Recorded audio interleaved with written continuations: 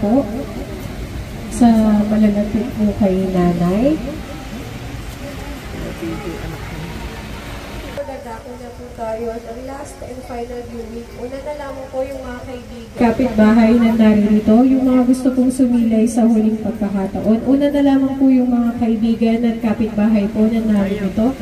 Isang diretsong linya po tayo dito sa gitna. Kaya pa bang lumahan? Sige. Sa mga kaibigan at kapitbahay po na gusto pong sumilay sa huling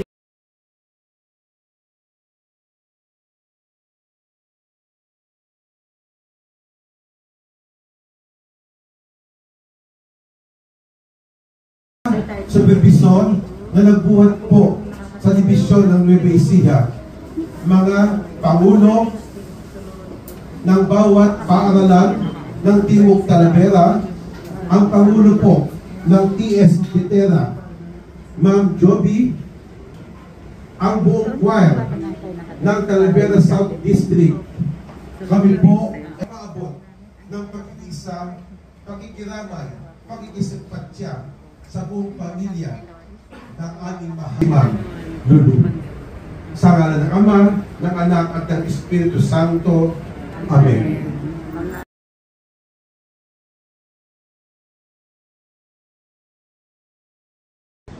Pero dahil may mga edad na, parang sakit ang sunod, ganyan. Sa isip ko, hindi nakakayanin ng mga kaibigan namin na dumalaw. So we decided, sasabi pa rin naman, uuwi siya sa October. So, birthday ng isang kasamahan namin, she's 82 years old, kaibigan, si Dr. Si Ma'am Selly Di Guzman, ating master teacher, sabi nga po ni Ma'am Selly, naging close kami talaga, bonding. Nagsusunod kami ng mga manuals and guide, laboratory manuals and guides for the learners. Ang tagal namin yung sinulat. Hanggang ngayon, magkakaibigan pa rin. Siguro pareho ugali, sabi ko ganyan. Kaya si Miss Aruta kasi, may isip ko si Miss Aruta ng is a perfect friend, perfect din na administrator kasi napang-behave talaga niya. Hindi ata siya marunong mag-ahalin, sabi ko. Kasi naalala ko pa nung ako kasi may strict at saka sinasabi ko kasi pagka sabi ko sa'yo kung ano yung mali, sabi ko sa'yo on your face. Marami hindi nakakaintindi doon, pero si Miss Aruta at si Dr. Sabala, sila yung natatandaan ko na pagka meron ko sinisermonan, tsaka sila sabihan, pinipigil nila ako.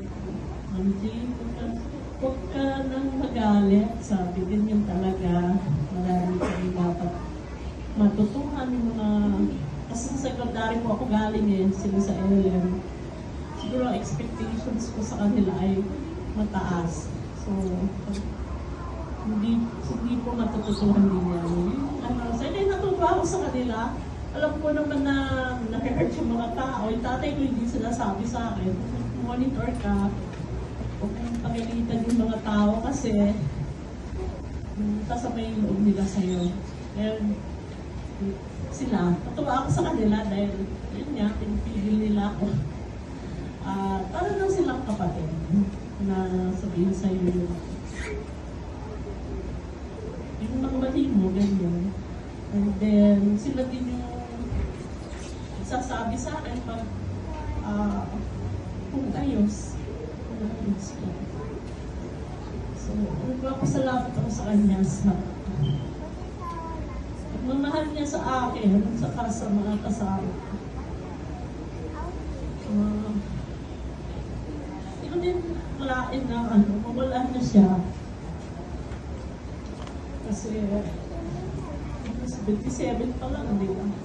Yung mga kasama namin, they are already 82, malakas pa. So, okay naman sana siya, bigla na nga nagkasakit. So, nagkasakit siya. Hindi naman ako yung, kahit tingin ko lang ako yung pinakakulong sa kanya, pero hindi ako yung pinagsabihin niya eh. Sabi lang sa akin, hindi straight. Hindi nung hindi ko din naman masabi sa kanya, itanong, kasi bak na ayaw niyang sabihin sa akin. Pero, lagi na ako nag-reach out sa kanya. Pag umuwi siya dito sa Kabanatuan, puntahan siya. Puntahan namin siya.